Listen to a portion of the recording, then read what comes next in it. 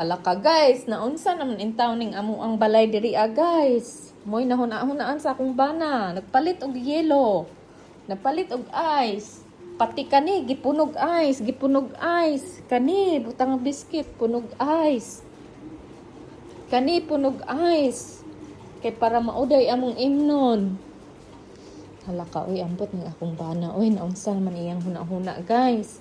Kay tulo raman kabuok ang napalit niya nga tubig.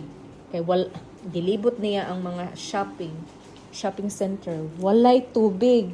So, nagpalit na lang siya ice kay nagmatunaw ni mauday imnon. Good idea mampud siguro no.